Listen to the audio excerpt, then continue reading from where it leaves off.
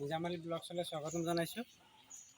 আজি আকৌ দেখাম মই মোৰ যিটো কম খৰচত যিটো RCC শ্বট ঢালিবলৈ ওলাইছিলোঁ, সেইটো আজি শ্বটটো ঢালিম ফাইনেলি। গতিকে সেইখিনি দেখাম এতিয়া। গাইজ শ্বট ঢালিবলৈ লৈছোঁ। সেইটো আমাৰ কমপ্লিট হৈ আছে, পলিথিন চলিথিন পৰা হৈ গ'ল, কভাৰিং লগোৱা হৈ গ'ল। এতিয়া আমি ঢালিম। মছলা উঠাইছোঁ, মছলা সেইটো ঢালিবলৈ লৈছোঁ। গতিকে ভিডিঅ'টো চাই থাকক। আৰু ভিডিঅ'টো বহুতে ছাবস্ক্ৰাইব কৰা নাই, ছাবস্ক্ৰাইব কৰিব। ছাবস্ক্ৰাইব কৰিলে মই এনেকুৱা ভিডিঅ' আৰু আগন্তুক দিনলৈ দেখুৱাই থাকিব পাৰিম। ভিডিঅ'টো ছাবস্ক্ৰাইব কৰিব। এইটো মছলাটো দিয়ে, মছলা দিয়ে।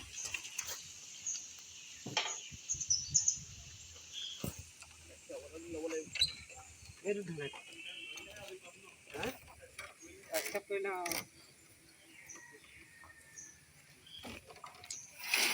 এইটো মছলা ঢালিছোঁ।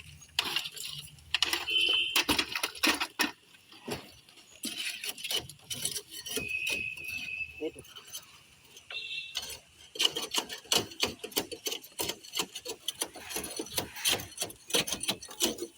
প্ৰথমতে ডিমটো ঢালি লৈছোঁ, তাৰপিছত চচখন ঢালিম।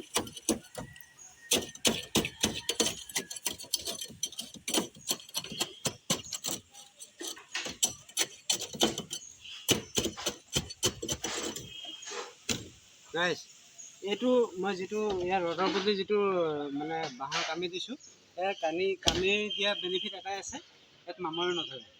1 নম্বৰ কথা, মামৰে নধৰে। আৰু এই বস্তুটো স্প্ৰিং কৰি থাকিব। আমাক স্প্ৰিঙে লাগে একচুৱেলি। শ্বটেই হওক ডিমেই হওক যিয়ে হওক, বস্তু ভাইব্ৰেশ্যন হ'লে ভাল হয়।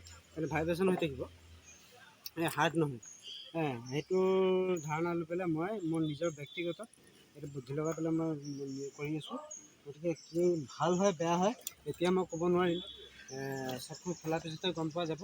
শ্বটখন খোলাৰ পিছত যদি শ্বটখন ঠিকে থাকে, তেতিয়া ভৱিষ্যতলৈ ঠিকে থাকিব, সেইটো মই ধাৰণা লৈছোঁ। গতিকে ভিডিঅ'টো চাই থাকিব ফিনিচিঙলৈকে। মই পিছত আকৌ দেখুৱাই আছোঁ। মই বিমখিনি ঢালি লৈছোঁ, ফিনিচিংটো মই দেখুৱাই আছোঁ। আপোনালোকে ভিডিঅ'টো চাই থাকিব। আমাৰ বিম ঢালাই হৈ গ'ল। এতিয়া আমি স্লেব ঢালি আছোঁ।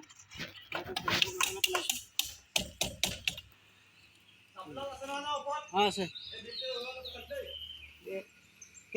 তলে হাতৰি আছেতো, এৰুৱাই লোৱা, এৰুৱাই দিয়া তলত গৈছেহি। আমাৰ এতিয়া স্লেবখন ঢালিবলৈ আছে। বিম ঢালি হৈ গ'ল পাৰিছিলে, স্লেবখন ঢালিম। এইটো ইয়াৰ শ্বটৰ যিটো থিকনেছ আছে, সেইটো আমি 4 ইঞ্চি ঢালিছোঁ।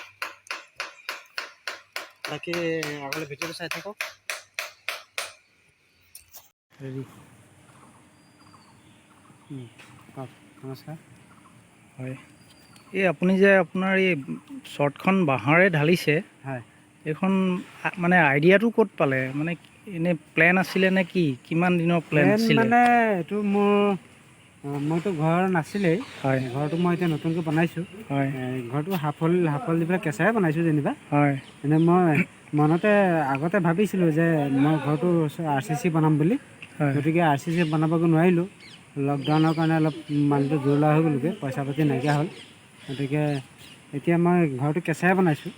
তাৰপিছত মই মনতে ভাবিলোঁ যে ঘৰটোতো বনাব নোৱাৰিলোৱেই। মই যিটো শ্বট ধৰক লেট্ৰিনৰ ওপৰত লেট্ৰিন টেংকিৰ ওপৰত যিটো লেট্ৰিন বাথৰুম বনাম, লেট্ৰিনৰ টেংকিৰ ওপৰতে ঘৰটো বনাইছোঁ। হয়, যে সেইটোকে মই প্ৰথমতে ট্ৰাই কৰি চাওঁ যে বাঁহৰে ৰডৰ বদলি হয়, বাঁহৰ ৰড বনাই পেলাই, বাঁহৰ শলা দি পেলাই 4 ফুটৰ ৰডৰ চাইজৰ ৰড বনাই পেলাই মই শ্বটখন ঢালিম বুলি। হয়, যদি শ্বটখন ধৰক লাষ্টিং কৰে, তেতিয়া মই সেই মোৰ নিজৰ ঘৰটো বা ভৱিষ্যতলৈ বা আনৰো কৰিব পাৰিম বা নিজৰ ঘৰটো বনাব পাৰিম। নিজৰখিনি আগত ট্ৰাই কৰি চাব লাগিব। আৰু এইটো সৰু কামটোৰ পৰা ট্ৰাই কৰি চালেহে মই সিটোত হাত দিব পাৰিম। গতিকে এইটো কাৰণে মই নিজৰ ব্যক্তিগত এইটো আইডিয়া লৈছোঁ। আৰু কোনো মোক বুদ্ধি দিয়া নাই।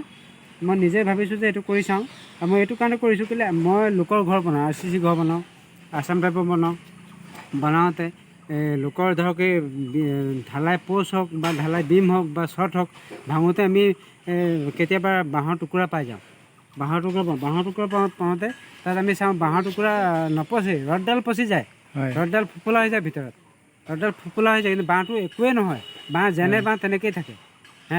বাঁহটো একদম শুকাই পচিও নাযায় আৰু মানে তিতিও নাথাকে, বাঁহটো একদম মানে মচমচীয়া হৈ থাকে, একোৱে নহয়। হয়। সেইটো মানে আইডিয়া খেলাই মই ভাবিছোঁ যে শ্বৰ্টখনতো তেনেকুৱা হ'ব, সেইটো কাৰণে মই শ্বৰ্টখন ঢালিছোঁ।